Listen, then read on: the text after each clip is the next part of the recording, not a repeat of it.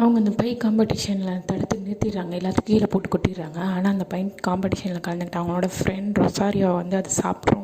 அதுக்காக அதை துரத்திட்டு காட்டுக்குள்ளே போவாங்க. அந்த காட்டுக்குள்ளே பார்த்திங்கன்னா வந்துட்டு அது வந்து ஆக்ரோஷமாக சண்டை போட வரும். ஹீரோயின் வந்து சண்டை போட்டு அதை தடுத்துருவாங்க. எல்லோரும் ஃப்ரெண்ட்ஸாக சேர்ந்து சண்டை போட்டு அதை காப்பாற்றி அவங்க ஃப்ரெண்ட் ரொசாரியாவும் காப்பாற்றி கூட்டிகிட்டு வந்துடுவாங்க. அதுக்கப்புறம் பார்த்தா அப்சைட் டவுன்ஸ் டோர் தான் க்ளோஸ் பண்ணியாச்சு, இதுங்களாம் எங்கேருந்து வந்தது அப்படின்னு சொல்லிட்டு கண்டுபிடிக்கிறதுக்காக ட்ரை பண்ணிகிட்டு இருப்பாங்க. யோசிச்சு தீவிரமாக மண்டையை போட்டு கசக்கிட்டு இருப்பாங்க. அப்போ அவங்க ஃப்ரெண்டு தான் சொல்லுவாள், இதை பற்றி வந்து எனக்கு ஒரு ஐடியா இருக்குது, எங்கள் அம்மா கிட்டே போய் கேட்கலாம். அவங்க அம்மா சயின்ஸ் ஸ்டூடெண்ட் தானே, சயின்ஸ் டீச்சர் தானே, அதனால் அவங்க அம்மா கிட்டே போய் கேட்கலாம் போங்க. அவங்க அம்மா தான் சொல்லுவாங்க, மகரந்தத்து மூலியமாக கூட வந்து வரலாம் அப்படின்னு சொல்லவும், உடனே இது வந்து மிச்சமாக இருக்கா, இறந்ததெல்லாம் எங்கே இருக்குது, மகரந்தத்தை போய் பார்க்க போவாங்க. அது எப்படி எங்கே போகுது அப்படின்னு சொல்லிட்டு பார்த்தா ஒரு மரக்கட்டெல்லாம் இருக்கும், அந்த இடத்துக்கு தான் போவோம். அங்கே பார்த்தா அங்கே 2 வந்துடும்.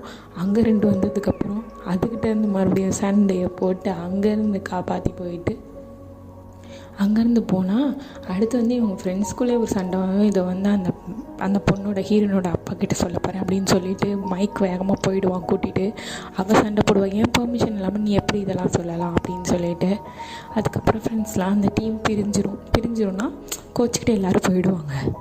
மறுபடியும் நம்ம ஹீரோ இந்த டீமை உருவாக்குனவர், ஹெச்ஐசியை உருவாக்குன டஸ்டின் பார்த்திங்கன்னா என்ன பண்ணுவார்னா வந்துட்டு 2 கண்டுபிடிச்சி மீட் ஷாப்புக்கு மீட்டெல்லாம் வாங்கிட்டு போவார். கடைசியில் பார்த்தா அந்த மீட்டையை கடிச்சு தின்னுட்டுருக்கும்.